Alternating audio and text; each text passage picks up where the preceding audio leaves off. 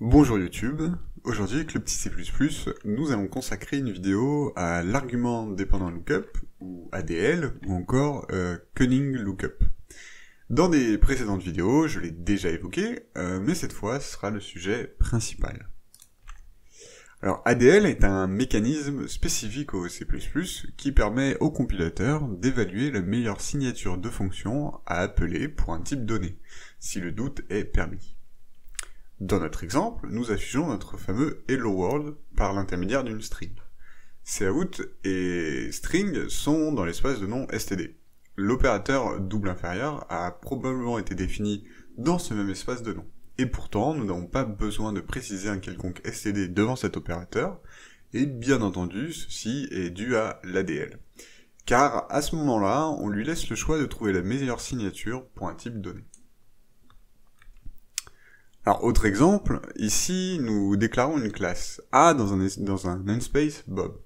Nous retrouvons aussi un objet global, et enfin, dans notre main, nous appelons notre fonction myFunction, avec en paramètre notre objet global. En fait, c'est là où on va mieux comprendre le principe, du fait que global soit un objet d'un type compris dans l'espace de nom Bob, notre compilateur pourra aller chercher une fonction du nom de myFunction dans cet espace de nom.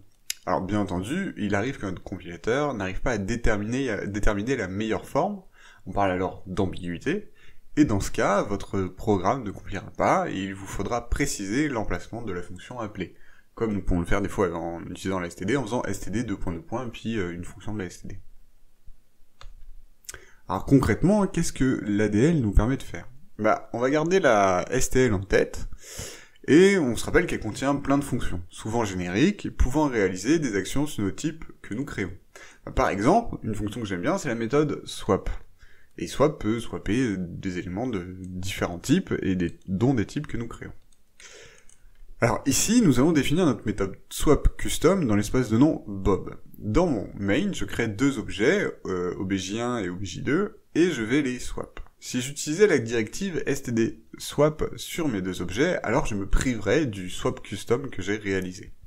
Cependant, en ajoutant la directive using std swap, et en ayant mes deux objets d'un type appartenant à l'espace de nom Bob, je rends disponibles toutes les méthodes swap compris dans la std, mais aussi dans l'espace de nom Bob.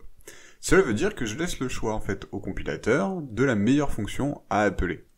Alors, bien entendu, mon exemple est très simpliste, et on peut déduire de nous-mêmes que la meilleure fonction est celle de notre espace de nom Bob, et que par conséquent, il n'est pas utile de rendre disponibles toutes les méthodes swap de la std.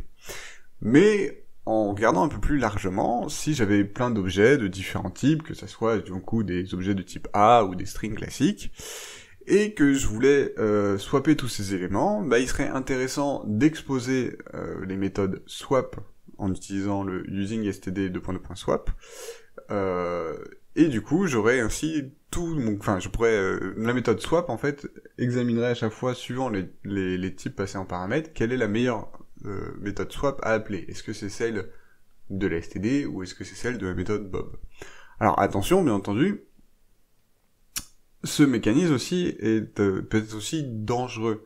Le fait là de juste mettre swap objet1 objet2 et en ayant fait le using std, il faut bien prendre en compte que je donne la possibilité à notre compilateur d'aller chercher la meilleure fonction. Mais est-ce que c'était vraiment celle-là qu'on voulait aller chercher? C'est aussi à nous d'examiner les différentes possibilités et voir ce qui est le mieux. Alors voilà, nous avons vu comment fonctionne l'ADL et ce qu'il permettait de faire. Et du fait, en fait, qu'en C++, nous pourrons avoir des objets et des fonctions qui sont définis à l'extérieur de classes, ce mécanisme est nécessaire et ne se retrouve pas dans d'autres langages comme le C# ou le Java, où chaque objet, chaque fonction est vraiment attaché à une classe. Alors si ce contenu vous a plu et que vous a été utile, n'hésitez pas à le partager, à vous abonner, et je vous dis à lundi prochain à 13h45 pour une nouvelle vidéo.